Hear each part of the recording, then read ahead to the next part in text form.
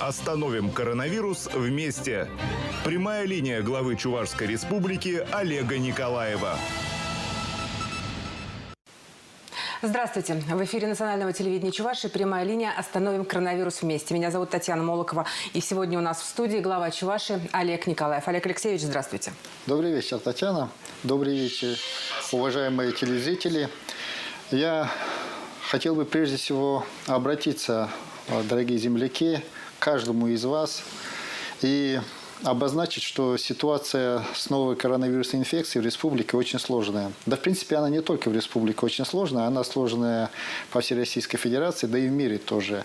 Мы с вами наблюдаем за последнюю неделю повсеместное увеличение количества заболевающих, и Чувашия не исключение. Если нам удавалось удерживаться несколько недель в промежутке, то вот буквально с воскресенья, к сожалению, мы перевалили за 80 человек ежедневно, и уже третий день фиксируем больше 80 человек. Но это полбеды. На самом деле более сложная ситуация в больницах. На сегодняшний день у нас более чем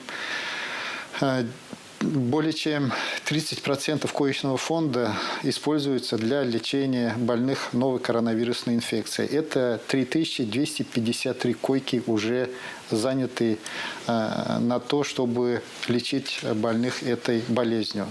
Кроме того, к сожалению, мы уже готовим к развертыванию для работы по данному направлению больницу скорой медицинской помощи, которая на сегодняшний день обеспечивала медицинской помощью по многим направлениям населения и города Чебоксары, и Чувашской республики. Это и хирургия, это и терапия, это и сердечно-сосудистые заболевания, это и дыхательная система. Это, конечно же, вмешательство в случае срочной необходимости. Олег Алексеевич, я предлагаю к этим вопросам вернуться в течение нашего прямого эфира. А сейчас немножко давайте поговорим про коронавирусную инфекцию и про эту четвертую волну, которая нам грозит. Наша трансляция идет в прямом эфире не только национального телевидения, но и национального радио, и Таван радио. И телезрители, и радиослушатели могут задать вопрос в прямом эфире непосредственно Олегу Алексеевичу. Телефон прямого эфира 8 967 470 14 71. Сейчас как раз вы видите этот номер на экране. Олег Алексеевич, ну вот сейчас уже стало этикетом при разговоре, при встрече с человеком спрашивать, болел или не болел, как перенес болезнь, прививался или нет. Я привилась, у меня ревакцинация. Прививались ли вы? Да, конечно, я тоже привился. Было это в мае месяце, и я рекомендую всем это сделать, потому что только через прививку на сегодняшний день мы можем себя защитить. Вот я только что говорил о цифрах, которые лежат в больнице, и вот на сегодняшний день из более чем 2900 человек, которые находятся на стационарном лечении, более чем 95% не привиты. Это говорит о том, что значит, все-таки болезнь более уязвляет людей, которые не привиты. А если мы возьмем число смертей или тех людей, которые ушли из жизни, то там больше чем 98% люди, которые не привились. Ну вот сейчас уже известно, что идет четвертая волна коронавируса. Чем она опасна? И вообще говорят, что болезнь сейчас помолодела, не щадит вообще никого. Многие молодые заболевают коронавирусом. Да, на самом деле четвертая волна коронавируса уже идет, а некоторые говорят, что она даже уже началась. И вот те цифры, которые я вначале называл, очень явно показывают эту ситуацию. Учитывая, что в этом году, помимо коронавируса, мы уже в августе месяце зафиксировали случаи заболеваний гриппом, ситуация еще более осложняется. На фоне коронавируса, грипп. То есть мы заходим на более больших цифрах, чем в прошлом году, в инфекционную стадию. В прошлом году нам повезло, гриппа не было. И мы в основном лечили людей от коронавируса и острых респираторных вирусных инфекций. В этом году, к сожалению, уже в августе месяце начался грипп. И мы пока не знаем, в случае, если человек заболеет одновременно и гриппом, и коронавирусной инфекцией, как поведет себя болезнь. И та, и другая. Ну вот еще говорят, что сейчас коронавирус маскируется вообще под ОРЗ. Обычные боли в горле, насморк, неделя-другая, и человек попадает в реанимацию с коронавирусом. Совершенно верно. Коронавирус постоянно мутирует. И появляются новые штаммы. Сейчас наиболее распространенный штамм в Российской Федерации – это дельта-штамм. Но тем не менее, этот дельта-штамм уже другой, чем был ранее, месяца 2-3 назад. И симптомы ровно такие, как вы говорите. В принципе, коронавирусная инфекция – это, конечно же, инфекция, которая очень схожа с простудными заболеваниями. Но при этом она намного опаснее. И вот вы совершенно правильно сказали, сейчас все больше и больше поражаются люди молодые. Если в прошлом году этого было меньше всего, то в этом году это, наоборот, уже стало более свойственным. Кроме того, надо отметить то, что очень быстро идет ухудшение ситуации. То есть у человека... Состояние быстро заболевает. Совершенно верно. То есть у человека очень быстро ухудшается состояние здоровья.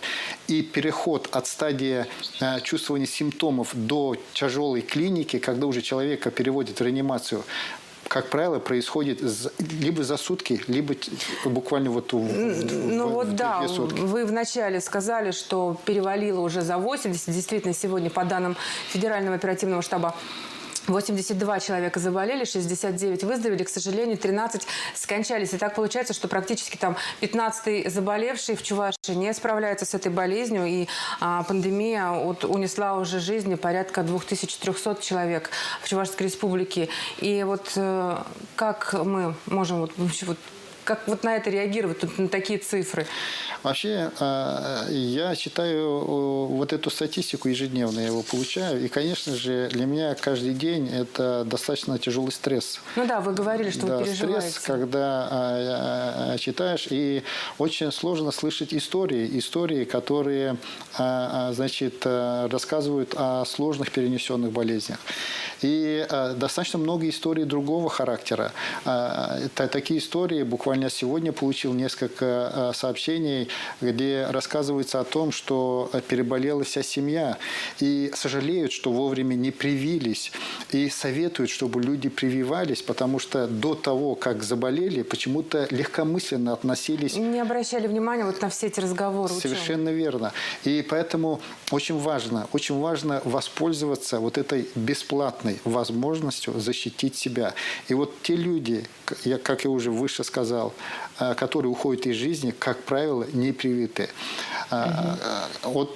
Помимо тех больных, которые на сегодняшний день, это примерно 2900 человек, чуть больше, находятся на стационаре. У нас, к сожалению, достаточно много людей, уже более 6000 проходит лечение на дому, то есть в амбулаторном режиме. Естественно, мы им доставляем лекарства бесплатно, мы их обеспечиваем соответствующим сопровождением. Но это как раз те люди, которые амбулаторно болеют, как правило, либо они имеют хороший иммунитет, либо привились. То есть, как правило, люди, которые привились, намного легче переносят болезнь. То есть прививка не защищает абсолютно от болезни. Естественно, никто никогда этого не говорил, и я это еще раз фиксирую. Но облегчает симптомы и позволяет легче переносить болезнь. Олег Алексеевич, мы, готовясь к прямой линии, съездили в ковид-госпиталь, в ковидное отделение БСМП Чебоксарской больницы. И действительно, врач-инфекционист говорил нам точно такие же слова. Я предлагаю посмотреть репортаж из ковид-госпиталя.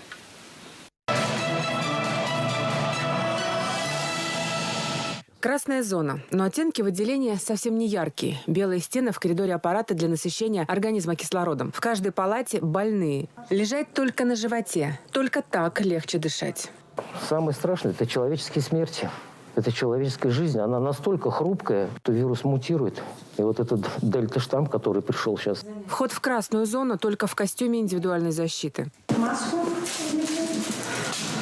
Вот так каждый день врачи одеваются, чтобы зайти в красную зону.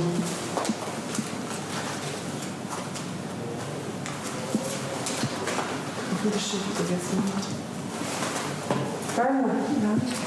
Надевать его – не быстрое занятие. Комбинезон, бахилы, шапочка, перчатка, маска, очки. Я уже просто не могу дышать. Врачи в такой же амуниции каждый день, по 12 часов за смену. Это в первую очередь спасает самих медиков. Из 62 сотрудников инфекционного отделения за 1,5 года в статусе ковид-госпиталя заболели лишь 6 человек в самом начале пандемии. Сейчас привиты все, прошли уже 3-ю ревакцинацию. То есть есть зависимость? Есть. Первая волна. У нас в основном был такой контингент весь возрастной. Так бабушки 90-95 лет, все. А вот эта последняя волна, мы видим, что да, болеет молодежь, причем болеют тяжело, не имея никаких сопутствующих заболеваний. То есть они сразу теряют, значит, способность дышать, то есть становятся кислородозависимыми. Все. То есть это особенность новой волны, вот этой последней. У нас есть случаи, да, то есть когда поступают в отделение привитые. Да. Их немного, где-то не больше 1%. Мы такую выборку делали, да. Могу сказать, что у них протекает заболевание 100 крат легче. Поступают молодые и пожилые, с сопутствующими заболеваниями и без, но объединяет их одно. Поступают сейчас те, кто является, скажу даже так, ярыми противниками вакцинации. Ковид-диссиденты, которые... Диссиденты настоящие. Это диссидентство, оно, конечно, вообще не к месту. Потому что до тебя надо четко усвоить. Заболел твой сосед, заболел коллега на работе, дойдет до тебя. Сергей Ефимов рассказывает, самое страшное в работе ковид-госпиталя – видеть, как каждый день уходят люди. Всем хочется жить. Страх в глазах, да. С большой надеждой смотрят на докторов, да, потому что их жизнь в их руках. В руках врачей или в руках самих пациентов? Вы знаете, вот от пациентов мало что зависит. Если это тяжелая форма, больной тяжелый, да, тут, конечно, вся надежда только на медицинский персонал.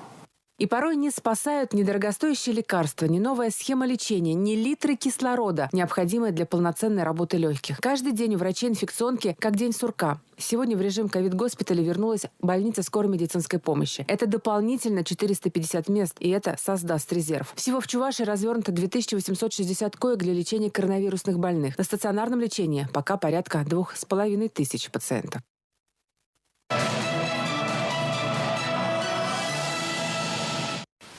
Ну, смотрите, главный инфекционист, человек, который 1,5 года в ковидном режиме работает, да, не зная ни сна, ни отдыха, не отдыхая в отпуск, не уходя, говорит о том, что действительно те, кто привиты, они гораздо легче переносят болезнь, а те, кто не привиты, страдают и, к сожалению, даже уходят из жизни.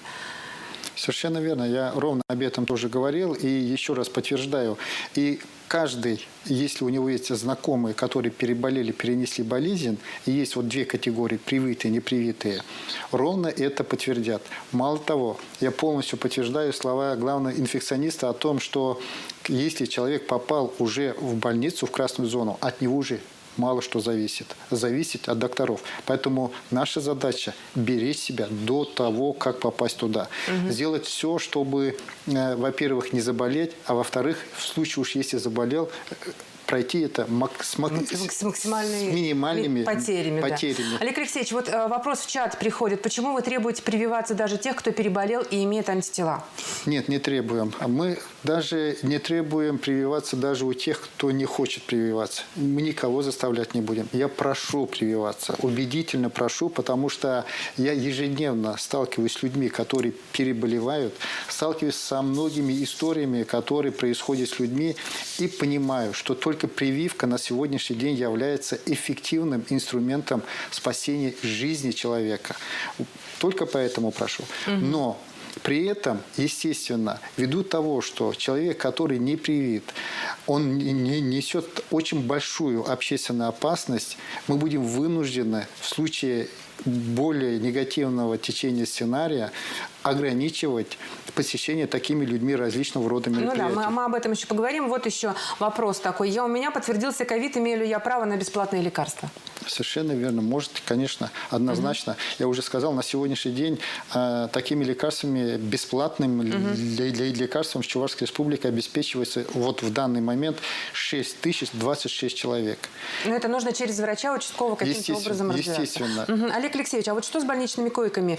У нас же сейчас и БСМП полностью переходит в режим ковидного госпиталя, и дополнительно 450, по-моему, мест, да, открывается. У нас совсем все плохо с койками? С койками у нас напряженно, я бы так сказал. Конечно, мы можем и дальше переводить койки для лечения новой коронавирусной инфекции. Но мы тогда оголим медицинскую помощь для больных сердечно-сосудистой системы, органов дыхания. Олег Алексеевич, мы продолжим разговор про койки. У нас есть звонок. Зинаида Борисовна. Зинаида Борисовна, здравствуйте. Говорите, вы в эфире. Да, говорите.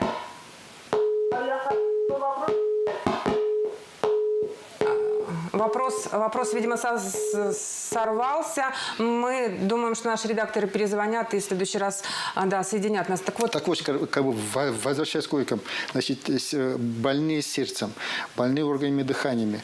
Еще хуже, если вдруг требуется экстренная хирургическая иная помощь. Мы просто-напросто эти направления можем оголить.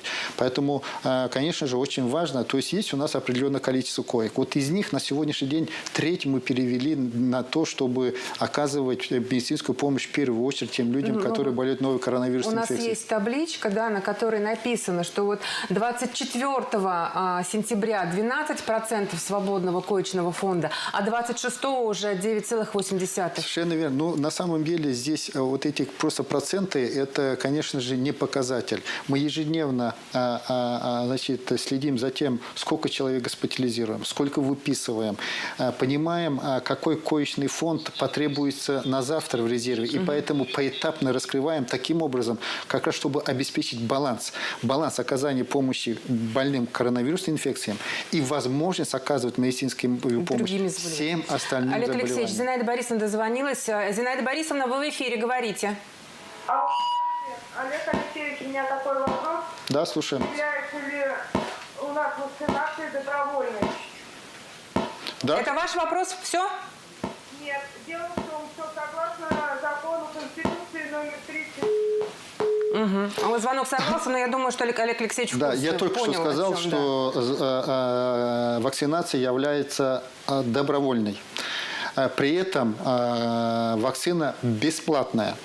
Но если человек... Но есть закон Российской Федерации, который принят в 1999 году, который называется «Закон об эпидблагополучии населения Российской Федерации, согласно которого в статье 31 данного закона четко написан регламент введения ограничительных мер для того, чтобы защитить население Российской Федерации либо часть территории в случае угрозы эпидопасности. Все законы действуют одновременно. Ну, вы знаете, здесь нарушаются и мои права. Я не хочу болеть, а почему я должна общаться с людьми, которые не привиты? Совершенно верно, совершенно верно. Поэтому здесь, если хочется быть диссидентом, пожалуйста, будьте диссидентом. Сидите в бункере. Сидите, соответственно. Ну, тогда ограничьте себя от общения с другими людьми, которые придерживаются другого мнения. Здесь только вот в этом заключается процесс. Поэтому и наша задача органов государственной власти обеспечить благополучие большего количества людей. И в этой связи, конечно же, необходимо будет регулировать процесс общения людей в тех местах, где они собираются, где они общаются. И потом, все же мы хотим нормально жить, дальше развиваться. Мы должны развивать экономику, мы должны развивать социальную сферу, мы должны проводить культурные, иные массовые мероприятия, которые нам позволят отпраздновать то или иное событие, соответствующим образом отметить... Ну, знаете, даже просто погулять на улице, пообщаться с друзьями мы не можем позволить себе в привычном режиме, потому что есть ограничения, потому что кто-то думает обратно. Совершенно верно. Поэтому в данном случае я считаю правильным, когда есть все инструменты, все возможности организовать нашу жизнедеятельность безопасно, соответствующим образом этими возможностями надо пользоваться. Ну, я думаю, что Зинаида Борисовна получила ответ на свой вопрос, что действительно вакцинация бесплатная и добровольная. Но надо учитывать некоторые «но». Олег Алексеевич, да, я напоминаю, что и радиослушатели, телезрители могут нам звонить в прямой эфир, задавать вопрос. Телефон вот сейчас как раз на экране вы видите. Олег Алексеевич, ну вот действительно же есть люди, которым нужен медотвод, которым нельзя делать прививки. А вот что делать таким людям? Но ведь они могут быть переносчиками заболеваний. Такие люди, конечно же, прежде всего должны более тщательно обеспечивать, прежде всего, свою безопасность. Носить маски, традиционные вещи. Носить маски, значит, соблюдать социальную дистанцию, минимально сообщаться с другими людьми по возможности, прежде всего ограничивая себя. Потому что если человек имеет медотвод из-за болезни, очевидно, его иммунитет, скажем, ослаблен не на должном уровне. Значит, прежде всего, его здоровье уязвимо. А если его здоровье уязвимо, значит, уязвимы те люди, которые с ним будут находиться рядом. А может быть, есть, допустим, облегченная прививка, Есть спутник Лайт на сегодняшний день есть. И, естественно, дальше наши ученые работают дальше, и будет все новые и новые вакцины. Какая у нас статистика по привитым? Сколько человек, какой процент у нас привился? На сегодняшний день у нас привито чуть более 322 тысяч человек в Чувашской республике. Это 33% от всего населения. И наша задача дойти до уровня 60%. И вот мы с вами видим, у нас чуть более 50% от плановых значений привито. Это, с одной стороны, достаточно, на мой взгляд, потому что это люди достаточно активно двигающиеся для того, чтобы вводить ограничения, пользоваться местами, общественными местами, такими как культурные заведения, предприятия общественного питания, спортивные, через QR-коды, потому что вот только в городе Чебоксары на сегодняшний день привито 141 тысяча человек. Ну, это мало из такого большого города. Ну, у нас 411 тысяч человек прикрепленного населения в медицинских организациях. Вот это вот категория. Из них 141 тысяча привита. С одной стороны, это мало для того, чтобы говорить о том, что у нас коллективный иммунитет сформировался.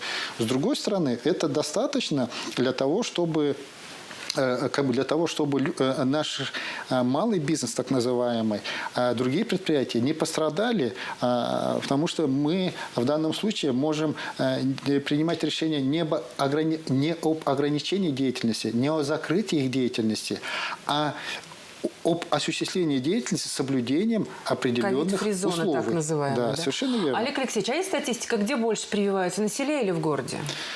На сегодняшний день, если взять по муниципалитетам, передовики у нас такие районы, как Красноармейский район, Красночитайский район, Батыревский район, Яльчикский район, Порецкая приближается к 60%. Город Чебоксары, Новочебоксарск примерно 53-55%. Вот при среднем уровне где-то 53%, нет, город Чебоксары 59%, 59% от плановых. Это от плановых значений, которые нам надо достичь. Вот, поэтому сказать, что вот где-то больше, где-то меньше, наверное, сложно, потому что они примерно одинаковые. В общем, 50 на 50 приблизительно, да? Хуже всего у нас есть несколько муниципальных образований. Это Урмарский район, это Янтиковский район, которые, к сожалению, на сегодняшний день очень медленно подтягиваются, скажем, к тем, которые находятся на передовой. Но я убежден, что сейчас, когда народ уже закончил осенне-полевые работы, когда более-менее жизнь успокоилась от этих забот, народ уже будет более ответственно относиться к своему здоровью, тем более приближающаяся угроза в виде 4-й волны или уже которая пришедшая, на мой взгляд, вот явно говорить о том, что надо воспользоваться возможностью и привиться. Олег Алексеевич, а через какое время нужно сделать ревакцинацию? На самом деле, традиционно, такая, скажем, не то, что традиционно, рекомендуемый период ревакцинации примерно полгода-8 месяцев. Это то же самое касается в случае, если человек перенес болезнь. Олег Алексеевич, у нас есть звонок в студию. Здравствуйте. Говорите, ваш вопрос. Добрый вечер. Добрый вечер. Добрый вечер. Олег Алексеевич, у меня вопрос касаемо работы общепита. Вы хотите в скором времени ввести какие-то ограничения по работе сферы? Вот, у нас просто вопрос, что будет это, как будет выглядеть специальность. Спасибо за ваш вопрос. Я так понимаю, человека, телезрителя интересует вопрос, как будет работать общепит, если будут ограничения. На самом деле ограничения уже действуют для общепита. Уже сегодня нельзя проводить корпоративы и банкеты. Нельзя заполнять более чем на 70% пространства, где люди посещают это предприятие общественного питания. Но далее, в случае ухудшения ситуации, ввиду того, что на сегодняшний день у нас есть все возможности, технические возможности контролировать через QR-коды, привит ли человек, либо не привит, просто само посещение, так же, как и в других, уже во многих городах реализуется такое решение, будет через QR-коды. То есть, если человек привит, показывает QR-код, считывающее устройство, которое есть на предприятии общественного питания, считывает. На самом деле это тот человек, который пришел, и это сертификат действительный. И затем человек спокойно может пройти и соответствующим образом пользоваться всеми услугами предприятия общественного питания. Но соблюдать закон выгоднее, чем его нарушать. Соблюдать закон позволяет быть здоровыми и не нести опасность для других. У нас есть еще один звонок в студию. Здравствуйте, говорите, вы в прямом эфире. Алло, здравствуйте. Сорвался. Ну вот, кстати, да, по поводу общепита поступает много вопросов о том, что такими вопросами, такими решениями мы окончательно убьем малый бизнес и осложним жизнь простых людей, вот ограничениями. К вашему сведению, мы в прошлом году, когда еще не знали вообще, как поступать и что делать, достаточно долгое время отдельные направления держали полностью закрытыми, то есть не разрешали вообще осуществлять хозяйственную деятельность. Сегодня об этом речи не идет. Сегодня речь идет о том, чтобы люди могли осуществлять свою хозяйственную деятельность, но при этом соблюдать определенные меры безопасности, которые будут обеспечить безопасность и самих людей, которые там работают, и тех людей, которые приходят к ним в качестве клиентов. Ну да, и можно сказать, что если вы не хотите закрываться, хотите работать, соблюдайте правила, которые... Еще другой существенный момент. В прошлом году были введены достаточно много преференций, в том числе налоговых преференций для субъектов малого и среднего. Они все сохранены на этот год. То есть, все, что было введено в виде льгот в прошлом году, они сохранены на этот год, потому что мы понимали, что, скорее всего, с коронавирусом еще будет очень сложно. Только со следующего года очень медленно, поэтапно мы планировали поднимать эти преференции, которые были введены в прошлом году. Но если ситуация будет в таком же состоянии находиться, мы, естественно, пересмотрим свои решения и оттянем повышение налоговых ставок до пандемийных уровней. Поэтому в данном случае наша задача как раз найти баланс экономического развития, баланс возможностей двигаться вперед и баланс между тем, чтобы обеспечивать безопасность всего общества и благополучие людей. Олег Алексеевич, ну вот тоже есть вопрос такой, да, приходит, что в Москве началось испытание спутника на подростках 12-17 лет. Если эти испытания будут признаны успешными, начнут ли делать прививку детям и подросткам? Вот как вы к этому относитесь? Я думаю, что нам надо подождать, пока будет все-таки, скажем так, запущена в производство полноценная вакцина для подростков, для детей. И тогда мы уже будем говорить об этом. Но однозначная позиция, она такая же. Во-первых, вакцинация добровольная, а когда речь идет о детях, только с согласия родителей. А что касается будущих мам, вот, допустим, про будущих мам поговорим попозже. У нас звонок в студию. Алло, добрый день, добрый вечер. Ну, что-то у нас срывается, не получается, да. Так вот, про будущих мам. В Москве глава Минздрава заявил, что скоро беременных начнут вакцинировать спутником. Да, в Израиле уже... Бельгия и США уже проходят такая вакцинация проходит. Мама и малыш получают, будущая мама получает вакцину, а малыш рождается уже с антителами. Что думаете вы? Мы последуем их примеру? Ну, насколько мне известно, в России уже беременна вакцинируются. И есть случаи, когда дети на самом деле рождаются здоровыми, а есть иные случаи, когда, значит, беременные не прививались, и приходится сразу же с момента рождения разделять мать в красную зону, а ребенка спасать уже от болезни. То есть это у нас уже десятки случаев таких в России, что и есть уже четкие доказательства, что вакцина, во-первых, для беременных безопасна, во-вторых, она помогает. Олег Алексеевич, мы вышли на улицы города и узнали, как жители относятся к вакцинации, и мы разделили людей на две группы. И вот сейчас я предлагаю посмотреть доводы противников вакцинации.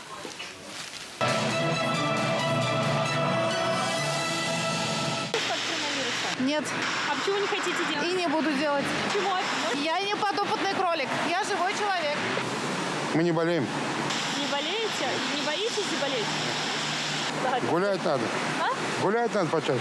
Во-первых, это небезопасно, как мы знаем. Это вообще небезопасно. Сколько случаев было, то, что там делали прививку, и там у человека там что-то появлялось, там что-то парализовало и так далее. Много случаев уже, когда прививающиеся заболевали. Поэтому не делаете? Да. Люди болеют, все равно вот прививку сделают, а болеют.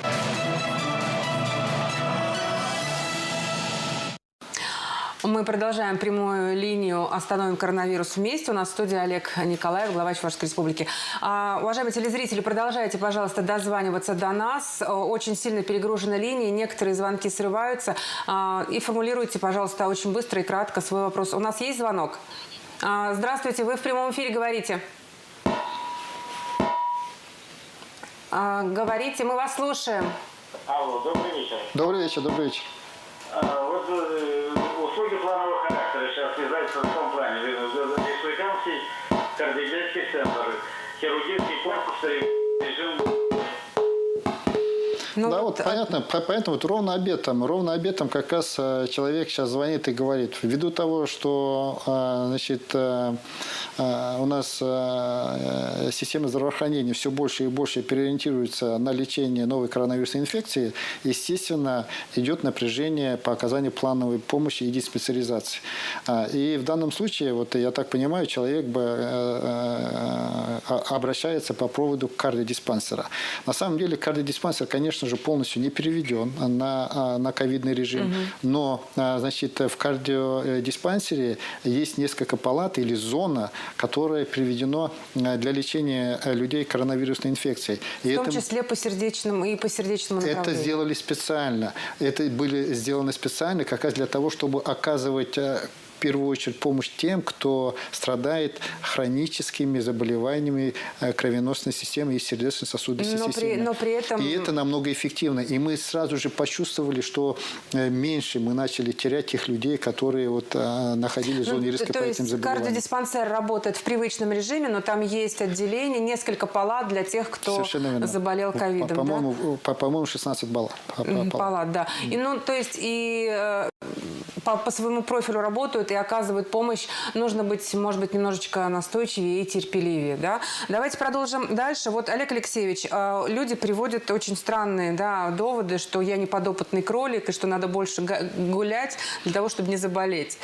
Вот как вы можете прокомментировать? Гулять надо, конечно. Гулять надо больше, двигаться надо больше, со спортом надо дружить. И для этого тоже мы очень много делаем. Но это другая тема. Сегодня мы говорим все-таки про коронавирус.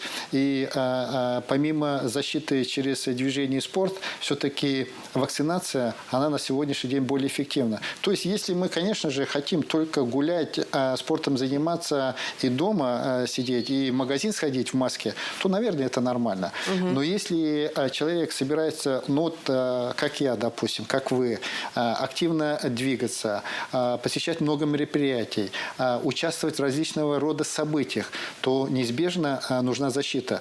И я даже, помимо того, что я вакцинирован, я постоянно ношу маску, когда я захожу в магазины, когда я посещаю общественные места.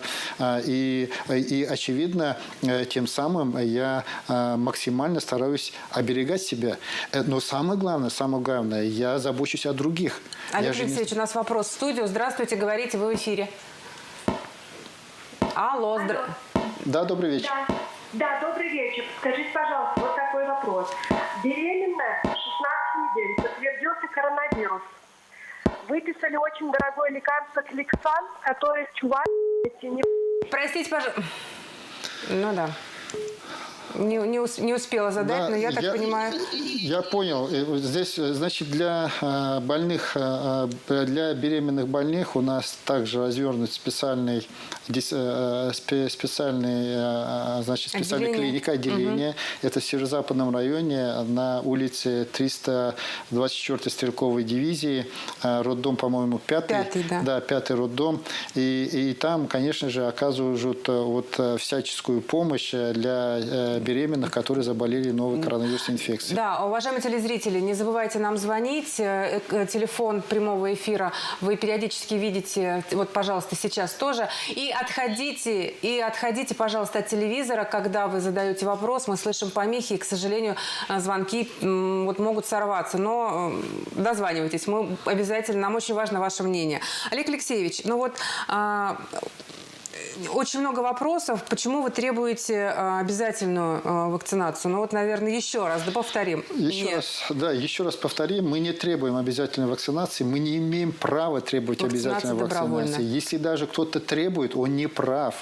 Я призываю еще раз, прошу вакцинироваться, потому что знаю, что это помогает, что это нам позволяет планировать наше развитие и, самое главное, уверенно действовать в рамках уже утвержденных наших планов. У нас на связи, у нас есть еще один звонок, прямой эфир. Андрей Григорьев, телезритель Андрей Григорьев. Да, слушаем вас. Добрый вечер. Я хочу спросить такой вопрос у меня.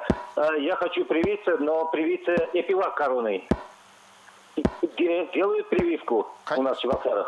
Конечно. Есть у нас, пожалуйста, есть у нас эпивак корона, есть у нас спутник Ви, есть у нас спутник Лайт. Пока у нас, скорее всего, есть некоторые ограничения с Ковиваком, потому что в целом вот эту вакцину Ковивак производит только центр Чумакова. И, насколько мне известно, там сейчас идет замена оборудования, и в ближайшее время они тоже планируют выйти более массово на рынок со своей вакциной. Но эпивак корона, спутник Ви, пожалуйста, в любое время. В прививочном кабинете спрашивают, чем вы будете прививаться. Да, пожалуйста. Еще один звонок в студию. Говорите, вы в прямом эфире. Добрый вечер. Алло. Вопрос... Звонок сорвался. Ну, продолжаем беседовать. Я думаю, что дозвониться в ближайшее время. Олег Алексеевич, ну ведь из порядка двух... есть звонок. Да, вот мне сейчас подсказывают. У нас есть звонок. Добрый вечер. Говорите, вы в прямом эфире. Здравствуйте, Олег Алексеевич. Вы абсолютно правы, что призываете привиться. Вот я тоже переболел недавно очень сильно. Думал, спорт и маски одевал, уклонялся. На даче работал, думал, не буду касаться. А вот попало все равно. К сожалению, звонок сорвался. Вот мы слышим некоторые помехи. Это потому, что очень много человек звонят нам на прямую линию и хотят поделиться своим мнением, вот как предыдущий телезритель. Да, действительно. Да, спасибо большое. На самом деле, вот это как раз лишнее доказательство того, что человек уже когда перенес болезнь и уже понимает, что можно было бы защититься. Я еще раз говорю о том, что это реальные истории. Люди, когда уже попадают в красную зону, когда они рассказывают, говорят, в какой-то момент приходит понимание, что уже от тебя ничего не зависит. Тебя несет, и только врачи смогут помочь, и соответствующим образом остается надежда только на них. Поэтому проще все-таки защищаться. Ну вот в подтверждение этих слов давайте посмотрим еще один опрос на нашей улице, теперь на наших улицах города, теперь уже от сторонников вакцинации.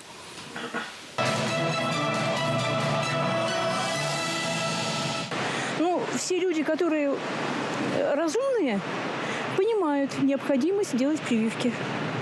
Это же защита себя, своей семьи. А у вас, может, родственники, друзья, знакомые, кто-то болел коронавирусом? Тяжело или плохо? Может, дети? Да, моя сестра болела. Средней тяжести у нее ковид был. Она так, в общем-то, перенесла его не очень хорошо. Мы со всей семьей решили сделать прививку. И по поводу работы, на работе тоже требуется. И решаем то, что это очень... хорошо придумали, медики и ученые. Ученым доверяю, потому что это люди, которые потратили большую часть жизни на изучение вопроса, о котором они заявляют. Ну и тем более доверяю статистике. Из-за внуков боюсь я, чтобы внуки не болели. А вот сына никак не уговорю еще. Это единственное оружие против коронавируса в настоящее время. Вот сейчас заболела одна у меня знакомая, уже 2 недели лежит, и ее мама старая. Так что обязательно 6 октября пройдет, и после гриппа, после прививки обязательно пойду. Пошли, сделали. Потому что Россия всегда боролась с такими болезнями страшными с помощью прививки.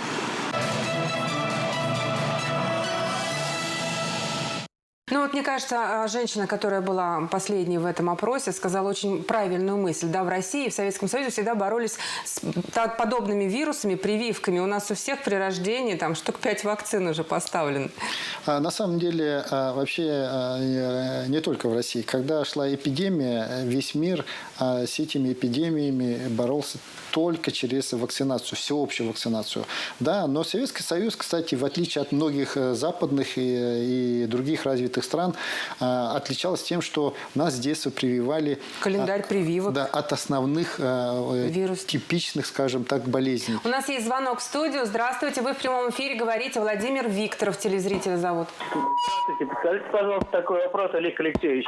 Вот вы как глава региона требуете от всех соблюдать масочный режим, но вы сами при этом не выполняете свои же требования. Какое моральное право вы имеете требовать от народа? Спасибо за ваш звонок, за ваше мнение, Олег Алексеевич. Ну, я уже только что сказал недавно, что я всегда маску одеваю, когда захожу в общественные места, когда посещаю различного рода события. И вот, значит, Владимиру Викторову, по-моему, да, я советую тоже так же поступать. И вы можете поспрашивать у людей, тех, кто меня видит, например, в магазинах или в других местах, я всегда в маске. То, что вы меня видите по телевизору без масок, я зачастую просто, как правило, провожу время на совещаниях, и, очевидно, говорить микрофон в маске достаточно сложно, с одной стороны. С другой стороны, там соблюдены все меры безопасности, то есть дезинфекция, соблюдение дистанции, минимальное количество людей и много-много других аспектов, которые, естественно, позволяют быть уверенными в том, что там безопасно. А в целом, во всех других местах, те, кто меня видит, зачастую, даже когда просят фотографироваться, я вот только в таких случаях иногда снимаю маску или, честно говоря, иногда отговариваю, что вот в маске не хочется, поэтому как бы не получится. Да. У нас есть звонок в студию. Здравствуйте, вы в прямом эфире, говорите. Хотела вопрос задать. Да, слушаю. Почему Олег Николаевич говорит, что маски одевать? Хотя, или еще вопрос, почему он сам ходит без маски? И хотелось бы задать, почему, когда человек переболел ковидом 2 раза, первый раз ему лекарства бесплатно не доставили, только со 2-го раза. Ну, про маски уже Олег Алексеевич сказал, но вот по поводу лекарств. Про лекарства, если вы, значит, пришлете мне адрес, ваши данные, мы обязательно разберемся. Такого быть не должно. Это, если такое было, может быть, это не было у вас тогда диагноза новой коронавирусной инфекции, просто иные, может быть, инфекции были. Но если вы пришлете адрес, мы обязательно разберемся и, значит, в случае необходимости отреагируем так, как надо. Спасибо большое, Олег Алексеевич. Но вот мы сказали уже, что порядка 2300 человек скончались от новой коронавирусной инфекции. И ведь среди них все жители республики, каждого жалко. Но и республика потеряла очень известных людей за это время. Вот давайте, может, перечислим фамилии. Знаете, очень сложно перечислять фамилии, потому что на самом деле сама болезнь страшная, и потом ведь это на самом деле большая утрата и для всей республики, особенно для семей. Поэтому я думаю, что все мы эти фамилии знаем. Я, честно говоря, лично не хотел бы эту ситуацию персонализировать. А в целом, я еще раз хочу сказать, каждая жизнь дорога, за каждую жизнь врачи борются, делают все, что возможно, но мы должны сами, во-первых, позаботиться о себе, и заботясь о себе, мы помогаем врачам, помогаем им, соответственно, меньше дел. Кстати, говоря ведь вот о врачах, мы говорили о том, что мы треть, значит, коечного фонда перевели на коронавирусную инфекцию. А теперь вот был звонок, что сложности с плановой помощью. Там тоже врачи перерабатывают, также в 2-3 раза, потому что хотят оказать помощь всем тем, кто страдает от других болезней. То есть вся система здравоохранения на сегодняшний день работает в очень напряженном режиме. И те, кто в красной зоне связаны с коронавирусной инфекцией, и те, кто работают на других участках. Напряжение очень серьезное, да, на всю медицинскую систему. Олег Алексеевич, у нас есть звонок в прямой эфир. Тамара Козлова, здравствуйте, мы вас слушаем, ваш вопрос. Добрый вечер. Сорвалось. Ну вот желательно отходить от телевизора, чтобы не было вот пересечения сигналов, да, и вот из-за этого как раз срывается. Олег Алексеевич, ну вот сейчас в Чувашской республике есть некие ограничения, да, что нельзя попасть в музеи и в театры, на спортивные объекты без QR-кода, который есть у привитых. Вот даже есть такое ваше предложение, что не пускать на заседание Государственного совета Чувашской республики не привитых. Не пускать. Это вот вы завтра первое заседание, вот было такое ваше предложение. Вы сторонник жестких мер ограничительных или все-таки есть другой выход? Я сторонник компромиссов и балансов. Для того, чтобы и безопасность обеспечить, и дело делать, плановые дела. Но если речь касается об обеспечении общественной безопасности, если речь касается о соблюдении интересов большого количества людей, нужны жесткие меры. Я человек, который занимается управлением. Я являюсь руководителем региона. И принимая те или иные решения, я не имею права руководствоваться эмоциями. Олег Для меня нужен результат. Давайте послушаем. Юлия Юрьевна, добрый вечер. Вы в прямом эфире. Ваш вопрос. Здравствуйте, Олег Алексеевич. У меня вопрос такого характера. Скажите, пожалуйста, как так получается, что в столице Чувашской республики, городе Чебоксары, не хватает? Не понял, чего не хватает. Я так думаю, что нам... Может быть, вакцины не хватает, она имела? Нет, вакцин достаточно. На сегодняшний день и в городе Чебоксары, и в районах вакцин сегодня достаточно. Никаких вопросов нет. Если говорить по пунктам вакцинации, их тоже достаточно. На сегодняшний день у нас 59 пунктов стационарных, значит, 14 передвижных и 60 мобильных групп, которые выезжают на предприятия, на другие объекты для того, чтобы обеспечить людей вакциной в случае, если они организовались и есть там соответствующий пункт вакцинации. Поэтому с количеством вакцин, с организацией логистики никаких вопросов нету.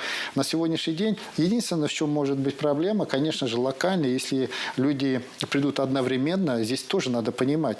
Конечно же, если завтра придут 100 тысяч человек, 100 тысяч человек, конечно, вакцину не получат. Вот те мощности 59 стационарных пунктов, 14 мобильных и 60 выездных бригад позволит нам обеспечить вакцины в сутки примерно 7-8 тысяч человек. Вот такие мощности развернуты. Ну, наша прямая линия называется «Остановим коронавирус вместе». И у нас как раз дозвонился телезритель. Добрый вечер. Вы в прямом эфире. Слушаем вас. Алло, да. Я бы хотел узнать, почему нельзя для вакцинированных сделать анализ на антитела бесплатными.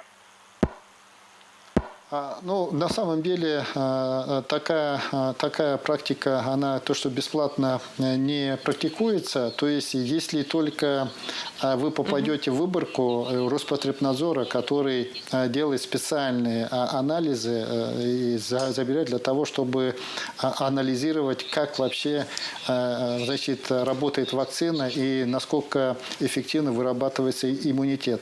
Поэтому с точки зрения, значит, анализа антител, это не входит в плановую вакцинацию или там в план вакцинации и не обязательная процедура для обеспечения здоровья. По поводу бесплатности и платности. В Англии ПЦР-тест стоит 200 фунтов. Но это приблизительно 20 тысяч рублей, насколько я понимаю. Да? То есть это вот тоже люди делают за свой счет и проверяют свое здоровье. Но сейчас тоже на самом деле, смотрите, когда мы говорим с вами про ПЦР-тест, он стоит на сегодняшний день 1400 рублей у нас в Чувашской республике.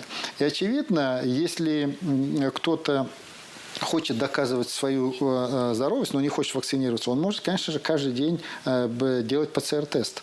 У нас ежедневно примерно 5500 ПЦР-тестов мы делаем. Но за свой счет, если вы не хотите прививаться, делайте Если ПЦР, вы не больны, потому что если вы имеете симптомы новой коронавирусной инфекции, то, естественно, ПЦР-тест делается бесплатно за счет обязательного медицинского страхования. Олег Алексеевич, к нам дозвонился телезритель Иван Васильев. Мы вас слушаем.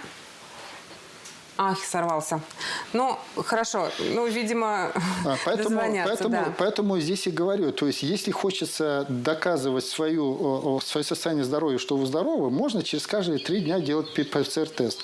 А можно, значит, получить вакцину бесплатно, получить QR-код, ну и, соответственно, дальше уже спокойно жить и соответствующим образом обеспечивать себе доступ в любые места и зоны. Я напомню, что наш прямой эфир проходит в прямом эфире национального телевидения, национального радио и Таван Радио. Для радиослушателей я напомню номер телефона 8 967 470 14 71. Мы ждем звонки не только от телезрителей, но и от радиослушателей. И, пожалуйста, отходите подальше от телевизора, чтобы не было помех, и вот звонки таким образом не срывались. Олег Алексеевич, поступают еще вопросы, да, про Ковивак мы уже рассказывали. Мне сообщают, что у нас есть звонок. Здравствуйте, добрый вечер, слушаем вас. Здравствуйте. Почему должны непривитые носить также маски наряду, привитые наряду с непривитыми? Спасибо за ваш звонок, Олег Алексеевич. Потому что даже привитые могут стать носителем. Ввиду того, что вирус он проникает независимо, в какой организм, привитый или не привитый, то человек может стать носителем. То есть он даже сам не может чувствовать, если у него прививка есть, плюс иммунитет хороший, то, очевидно, маска тогда спасает окружающих. Поэтому и я тоже постоянно маску одеваю. А вот говоря, значит, про звонки, когда люди говорят, что есть какие-то проблемы, кстати, мы постоянно получаем обратную связь от людей. У нас есть такая замечательная линия на сегодняшний день обратного общения, как Центр управления регионами называется. Это федеральная структура, это есть в каждом регионе. И вот Центр управления регионами в Чувашской республике тоже очень активно вовлечен в процесс общения органов государственной власти с населением. Прежде всего для получения обратной связи. Какие проблемы где находятся, какие проблемы кого волнует. В том числе вопросы новой коронавирусной инфекции за последние месяцы являлись топовыми обращениями через Центр управления регионов. И многие вопросы, честно говоря, мне они, конечно же, известны. Ну вот к нам тоже дозваниваются радиослушатели, телезрители, у нас тоже есть вопросы. Александр Яковлев в прямом эфире. Добрый вечер, мы вас слушаем. Здравствуйте. У меня вот такой вопрос. Скажите, пожалуйста, будут ли какие-то ограничения для массовых мероприятий, для концертов и тому подобное? Спасибо за ваш звонок. Я буквально сегодня подписал указ о том, что в ближайшее время до особых распоряжений в Чувашской республике запрещается проведение культурно-массовых мероприятий вне учреждений культуры и кинотеатров. То есть на улицах никаких массовых мероприятий проводить нельзя в ближайшее время. Как раз это связано с тем, что ситуация ухудшается. И когда люди собираются на улице бесконтрольно, то вирус может гулять свободно. И самое главное, неконтролируемо. Кроме того, уже на улице становится холодно. Очевидно, люди замерзают. И здесь больше накладывается не только коронавирус. Дополнительно. Да. Поэтому в ближайшее время до особых распоряжений все культурно-массовые мероприятия, они запрещены. У нас есть звонок в студию. Добрый вечер. Надежда Филиппова. Слушаем вас. Да, здравствуйте. Скажите, пожалуйста, хотела бы задать вопрос. Бесплатное лекарство при коронавирусе беременная Кликсан в Чувашии найти не могу. Как его можно получить? Я записал, я не готов вам сходу сейчас ответить. Значит, я обязательно завтра поинтересуюсь у Минздрава. Я думаю, что в редакции остались ваши данные. Мы обязательно получим ваш телефон, и вам позвонят завтра, и обязательно объяснять, как вам можно его получить. Олег Алексеевич, вот пришел тоже вопрос через соцсети. Почему государство не берет на себя ответственность, если после заболевания появились осложнения? Государство берет на себя ответственность за осложнения. Если говорить про Чувашскую республику, мы уже в прошлом году, когда зафиксировали то, что люди, которые перенесли тяжело новую коронавирусную инфекцию, очень часто уходят из жизни. И мы тут же запустили процесс реабилитации. Если у нас в прошлом году прошло 1100 человек примерно реабилитацию, то в этом году за этот период у нас уже прошло реабилитацию более 4000 человек. Кроме того, в этом году президентом принято решение о том, чтобы привести диспансеризацию всех тех, кто переболел новой коронавирусной инфекцией, и в зависимости от последствий уже проводить соответствующую реабилитацию. Поэтому помимо того, что действовала еще с прошлого года региональная программа Чувашской Республики по реабилитации и по оказанию помощи людям, которые переболели новой коронавирусной инфекцией, к нему добавилась сегодня федеральные возможности. И даже появилась уже так называемая новая болезнь, которая называется постковидный синдром. Поэтому государство уже взяло ответственность за этот процесс. И мало того, что оказывает действенную медицинскую помощь тем людям, которые в них нуждаются. Олег Алексеевич, ну вот мы говорили про Чебоксары, про БСМП, про кардиодиспансер. В районах республики, в каких районах есть больницы, ковид-госпитали и какая там ситуация?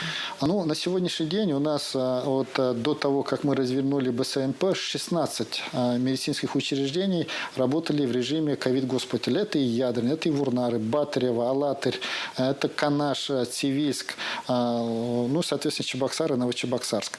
Поэтому вот такая сеть, она развернута прежде всего для того, чтобы обеспечивать максимальную маршрутизацию людей, которые болеют новой коронавирусной инфекцией, оказание максимально кратчайшие сроки соответствующей помощи, ну и, конечно же, для того, чтобы обеспечить оказание плановой медицинской помощи тем людям, которые в ней нуждаются, чтобы не перезагружать, допустим, на одном муниципалитете и не оголить его полностью систему здравоохранения на этой территории. Еще такой вопрос. На работе заставляют прививаться. Правомерно ли это? Я еще раз говорю, заставлять неправомерно, но требовать и контролировать состояние здоровья – это правомерно, я уже сказал, согласно закону от 1999 года об эпидблагополучии. Поэтому есть два метода. Первое – либо вы прививаетесь, либо вы каждые 3 дня приносите ПЦР-тест, который вы делаете за свой счет. Поэтому я вот лично считаю, что прививаться проще. И я думаю, что зачастую просто руководители, прежде всего, заботясь о благополучии своего предприятия, возможно, стараются не объяснять людям, какие возможности есть, а просто-напросто говорят, вот тебе так хорошо, тебе так бесплатно иди привейся. Я знаю, кроме того, многие премии платят, и выходные дают. У нас есть звонок в студию, в прямой эфир. Роман Кудрявцев. Слушаем вас. Ваш вопрос. Алло. Сорвался, не дождался. Олег Алексеевич, ну действительно, может быть, работать не кнутом, так пряником, может действительно поощрять тех, кто прививается. Где-то разыгрываются машины, где-то там 5000 рублей, где-то квартиры. На самом деле очень много поощрений. Я уже сказал, многие предприятия, дают выходные, премии. Наши учреждения здравоохранения, предоставляют возможность прохождения бесплатного массажа. Теперь вот буквально с этой недели учреждения культуры и спорта дают возможность посещения этих учреждений в День здоровья в культурную субботу бесплатно, если вы имеете QR-код и так далее, и так далее. То есть такие преференции, их много на сегодняшний день, и их будет все больше и больше. Мы когда работали в ковидном госпитале, конечно, очень... Мне сообщают, что у нас есть звонок. Говорите, добрый вечер, вы в прямом эфире. Здравствуйте. Алло. Алло. Да, здравствуйте, говорите. Добрый вечер. Алло, записали, нет? Слушаем вас, говорите, вы в прямом эфире, вы можете задать вопрос. А я задаю вопрос. Мы вас слушаем, задавайте. У меня дети маленькие занимаются спортом. И на требуют ПЦР. Я так понимаю, что у нашего телезрителя маленькие дети, и там заставляют сдавать ПЦР-тест за свои деньги. Я думаю, что в данном случае маловероятно. Но если, дети посещают спортивные соревнования, особенно в других регионах, скорее всего, организаторы требуют ПЦР-теста. То есть в Чувашии не требуют ПЦР? В Чувашии тоже мы требуем ПЦР-тесты, если проводятся организованные мероприятия, соревнования. За свой счет? За свой счет, конечно, за свой счет, потому что это люди здоровые, это люди вполне себе, способные для того, чтобы себя обеспечивать и для того, чтобы участвовать в организованных мероприятиях, особенно когда речь идет когда едут люди из других регионов, обязательно ПЦР-тестирование. Причем на сегодняшний день во многих мероприятиях, неважно, федерального уровня, либо регионального, обязательное даже требование QR-кода, сертификата о вакцинации и ПЦР-теста. Потому что QR-код говорит о том, что вы иммунизированы, а ПЦР-тест говорит о том, что вы не являетесь переносчиком инфекции. Это две разные вещи.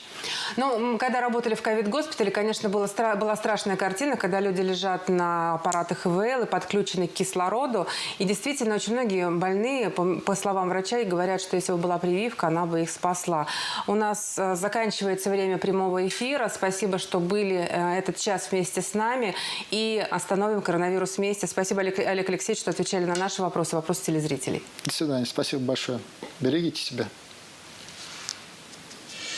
Остановим коронавирус вместе. Прямая линия главы Чувашской республики Олега Николаева.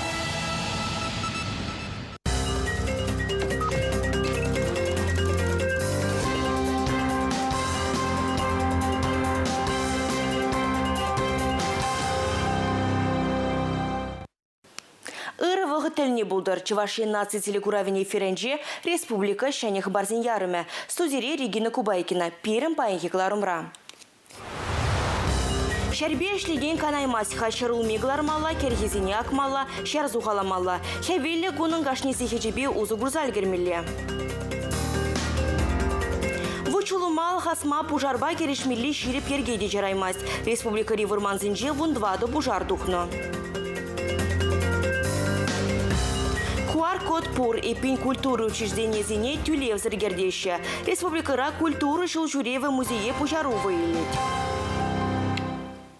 Тенжеш Чуваш Республики Бушлыхи Олег Николаев иртерне тюре линии вешленже. Кожила вирус поберле режиссер Берги Сомах Пучекунда.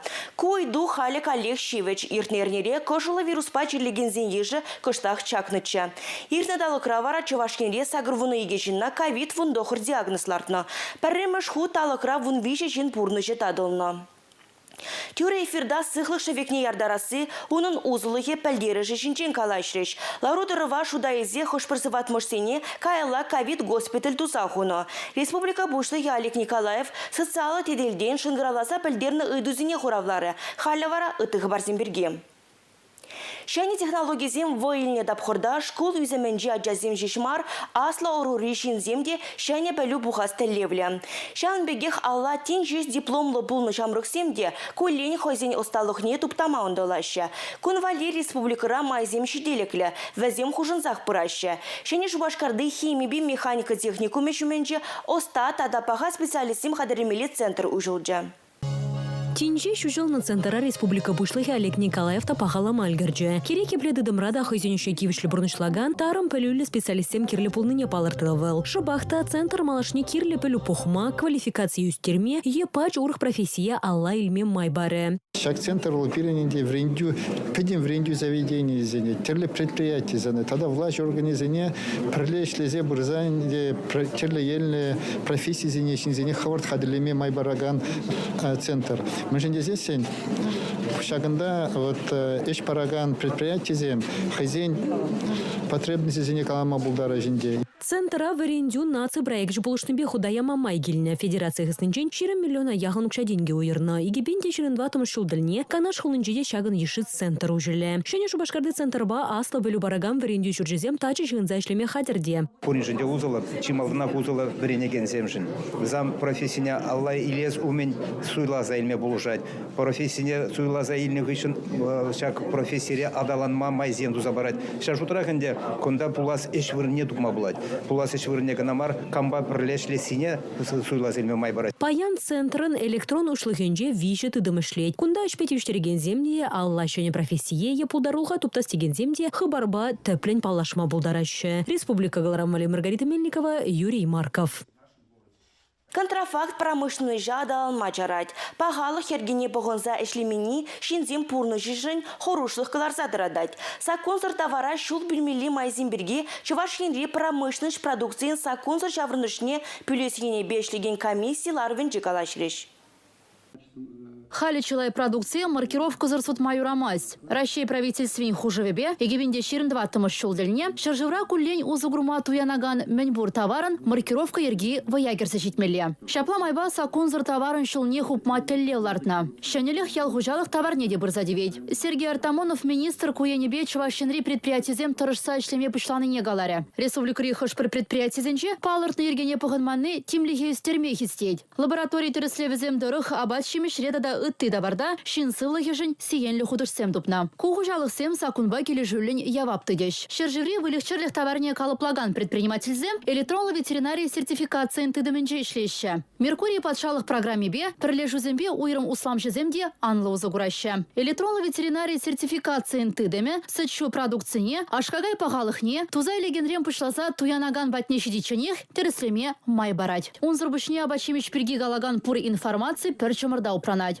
Шага контрафакт продукции инжень хадылма конкурентлыга үстерме булышать. Чувашенре судуйлебе промышленность палатень президенче Игорь Кустарин ирекле сертификации тыдымне адаландармалыне галаря. Куда контрафакт пакерешме май баря. Республика бушлыхе Олег Николаев тимлиге шугат майурамась. Сенрезем жинже суя давар пулмала мардера. Кувал экономика жында шинзен сывлыхе жинде пызык пыльдерышля. Республика гларом вали Елизавета Цветкова, Игорь Зверев. Халыға туртараган транспортпа шула духаган земвали мелледе хотла майзем булмала. Мургаш салынжи автостанцинжи кунбек майзем пулнода. Анжақта нумай булмас автостанции келеген халық транспортда кетме ожы бүлемрен урама духать. Кун бирги и бирсири малданги каларымзинже каласа панычы. Халық мәнжін халиде урамра. Халыға туртараган усламжы мәнжін хоиндереслехне жеш әнендерешін. Ларудырыва теприндеш керме и бир тебір хучин шула духрымыр.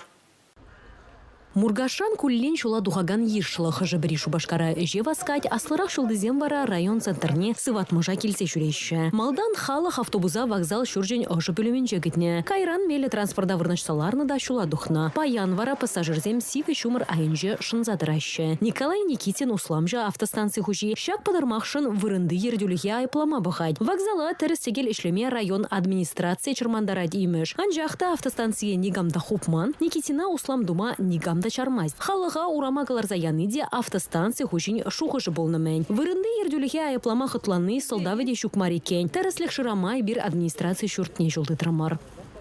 Вот здесь, на месте всех этих автостанций, был детский парк.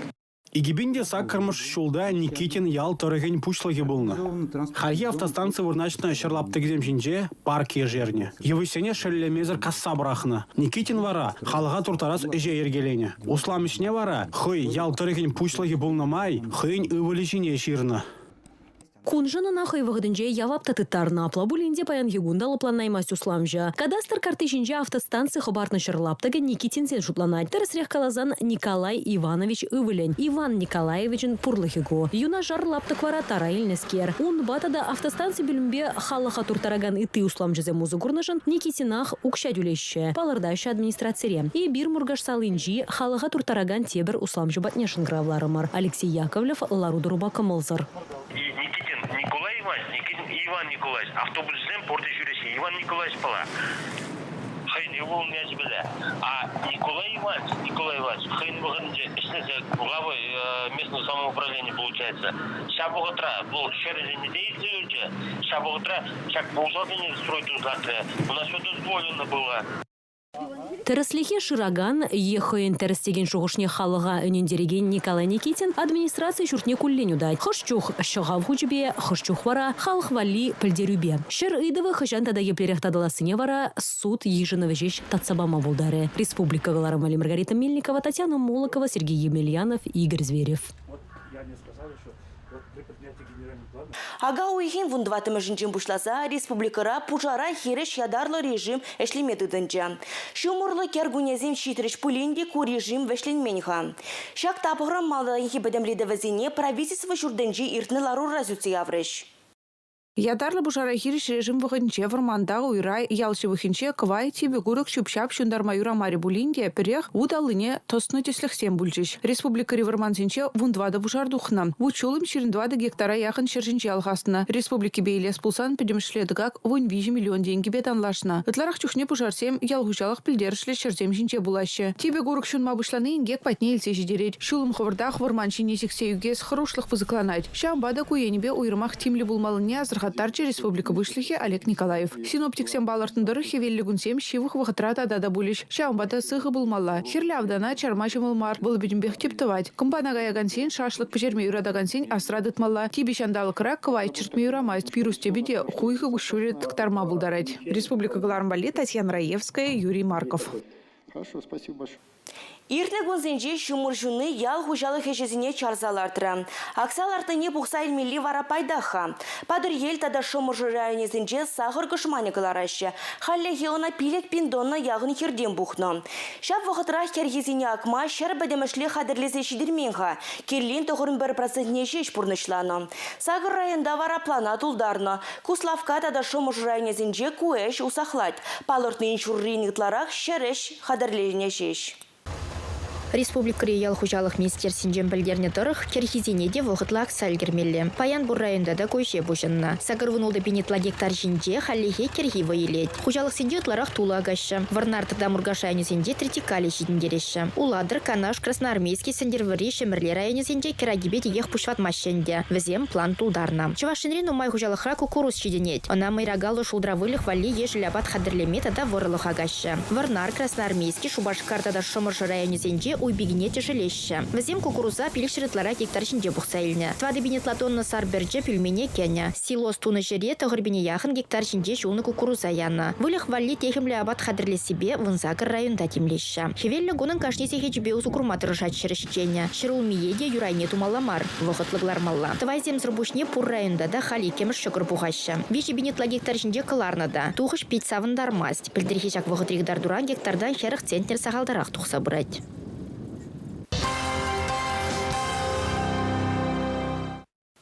Пинде дауышыр херых пәрмешул вәженже шержывра ларудуру хурушланзақ шитне.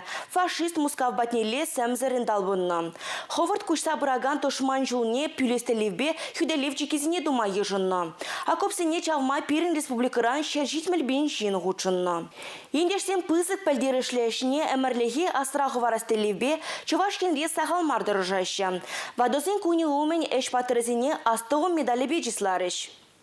Херлі Джудай районче күнчуды гурна Иван Афанасьевичта, Акулина Петровна да вырша терт нужне хызем жинче дуйна. Шай шулцен евырлыхне чадымлы дюсер терневзем. Таван черживу мне позагингек тухсан шартламаси вебхмазар астызембе танышление. Школда вренетем 8 классра. Я пшаплалара птахаль заместитель директора Герчемана. Аллаба шаплатилерде сандить каймаладить окоп чапмадить манагалать. Каймалла, каядып деп, ним жималли да жоқ. Нимде выжил, додыл, чарам денебек. Сендервари райончи шургасы алинче шуралсоюзне Августина Осокина да таванче живын аслы варши вахынче окопча махутшина. Валунда вунулды шулда жухне апажыбе бірлегайна. Он жухне кашны ял окопча ваганзине лапты буйырзабана. Шинжанынге пірлехештен онда, нумайын болжеш пижехалық. Онда пірлешлеп чамалы болады онда, тағытмалы болады онда шавземе ішлерже, әбір шүйәлемір.